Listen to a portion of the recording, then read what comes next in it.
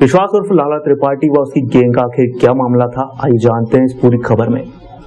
Gangs of Ujjain के बीच जबरदस्त gang war, कुख्यात गुंडे और पूर्व पार्षद की बेरहमी से हत्या। उज्जैन के रामघाट इलाके का योगमाया मंदिर, रात का सन्नाटा। करीब 8:45 बजे अचानक गोलियों की आवाज से पूरा इलाका गूंज उठा। जबरदस्त गोलीबारी हुई। ये गैंग वॉर था जिसमें निशाने पर था कांग्रेस नेता और पूर्व पार्षद भागसीपुरा का रहने वाला विश्वास उर्फ लाला त्रिपाठी। लाला त्रिपाठी अपने साथियों के साथ शगुन गार्डन में संजय शुक्ला के बेटे के जन्मदिन समारोह में गया था। लौटते वक्त जैसे ही वो योगमाया मंदिर के पास पहुंचा, पहले से घात लगाए उसके दुश्मन गैंग के सदस्यों ने फायरिंग शुरू कर दी। जवाब लाला गैंग की तरफ से भी दिया गया, मगर लाला त्रिपाठी दूसरे गैंग की गोलीबारी में घायल हो गया।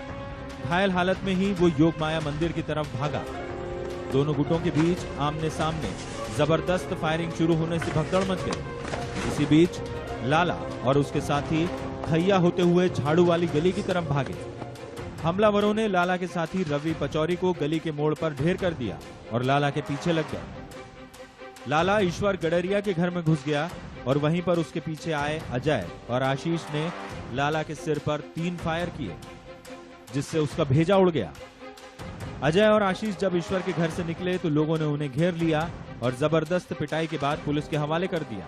इस गैंगवार में लाला त्रिपाठी की तो हत्या कर दी गई और उसका एक साथी रवि पचौरी भी मारा गया, तो दूसरी तरफ दुश्मन गैंग के अजय अवाड़ की मौत हो गई। गैंगवार में 4 लोग घायल हुए हैं। पूरा मामला नन्नू गुरु हत्याकांड से जुड़ा है, जिसकी हत्या लाला गैंग ने 2008 में कर दी थी और नन्नू गुरु की हत्या का बदला लेने के लिए लाला की हत्या की गई। 20 साल का सफर, मामूली युवक बना गैंगस्टर, अपराध की दुनिया में कायम किया दबदबा। जी हाँ, कहानी किसी फिल्म की लगती है, मगर यह हकीकत है विश्वास त्रिपाठी के लाला त्रिपाठी बनने की। इसकी शुरुआत हुई 1989 में, जब शहर के गुंडे भूरा पहलवान की हत्या कर दी गई। आरोप लगा अखिलेश व्यास नाम के बदमाश पर, जो बाद में इस मामले से बरी हो गया। इसी अखिलेश व्यास के गैंग में शामिल था विश्वास उर्फ लाला त्रिपाठी। 1996 में धर्म बड़ला पर अखिलेश की भी हत्या कर दी गई। शक था उमेश परमार नाम के एक शख्स पर। यह वही वाकया था जिसने 22 साल के लाला को हथियार उठाने पर मजबूर किया और लाला ने उमेश को मारने की कोशिश की। बाद में खुलासा हुआ कि अखिलेश की हत्या के पीछे हाथ था सुगनबाई का। सुगनबाई के तीनों बेटों अमर सिंह, राम सिंह और उसके एक भाई की लाला त्रिपाठी ने हत्या कर दी और बन गया शहर का सबसे बड़ा बदमाश। इस हत्याकांड से बरी होने के बाद लाला के हौसले बुलंद हो गए, उसकी महत्वाकांक्षाएं बढ़ने लगी। लाला ने राजनीति में भी हाथ आजमाया और वो जल्द ही पार्षद की कुर्सी तक पहुंच गया। इसके बाद भी लाला की आपराधिक वारदातें कम नहीं हुई, महत्वाकांक्षाएं और ज्यादा बढ़ती चली गई। कई बार जेल गया और हर बार कानून के शिकंजे से बचकर निकलता रहा। लाला की इन्हीं महत्वाकांक्षाओं ने उसे अपने साथियों से दूर कर दिया।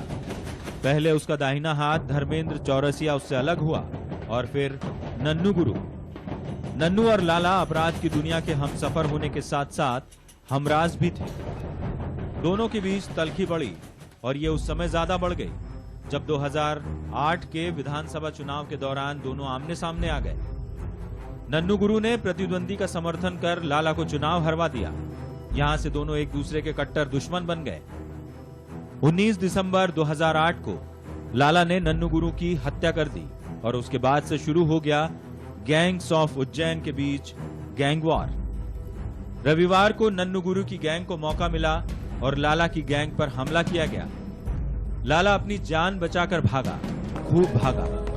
जब वो दहशत के साए में भाग रहा था, तब लोगों को याद आ रही थी उस लाला की जिसके नाम की दहशत उज्जैन शहर में थी। गैंगस्टर से बना नेता, जमीनों का किया कारोबार, विदेश में भी धाक जमाने की कोशिश। पार्षद का चुनाव जीतकर लाला राजनीति में तो आ चुका था, उसने जमीनों की हेराफेरी का खेल भी शुरू कर दिया था। राजनीतिक संरक्षण मिला तो अपराध की दुनिया में उसका सिक्का और ज्यादा मजबूत होता चला गया। गैंग में अपना वर्चस्व बनाए रखने के लिए उसने हर वो जतन किया जो वो कर सकता था। अपने ही साथी नन्नू गुरु की हत्या के बाद उसकी जान को भी खतरा था, लिहाजा हत्याकांड में साथ देने वाले साथियों को छोड़कर लाला विदेश भाग निकला। लंबे समय तक थाईलैंड में रहा और यही रहकर उसके शातिराना दिमाग में आया एक नया प्लान। लाला उज्जैन की सरहदों से बाहर निकलना चाहता था और डी कंपनी की तरह वो भी समुंदर पार से अपना धंधा चलाना चाहता था। बैंकॉक में होटल खोलने की उसकी ख्वाहिश थी।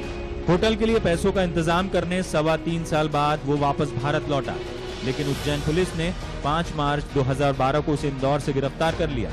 वजह थी उसका फर्जी पासपोर्ट जो उसने उत्तर प्रदेश के लखनऊ में लालू महाराज के नाम से बनवाया हुआ था और उसके खिलाफ लखनऊ पुलिस ने धोखाधड़ी का मामला दर्ज किया था। लेकिन इन तमाम मामलों से बरी होने के बाद लाला ने रुख किया सोशल मीडिया का। सोशल मीडिया पर खुद को सोशल वर्कर, बिजनेसमैन और पॉलिटिशियन बताने वाले लाला को अपना धंधा चमकाने का नया जरिया हाथ लगा था।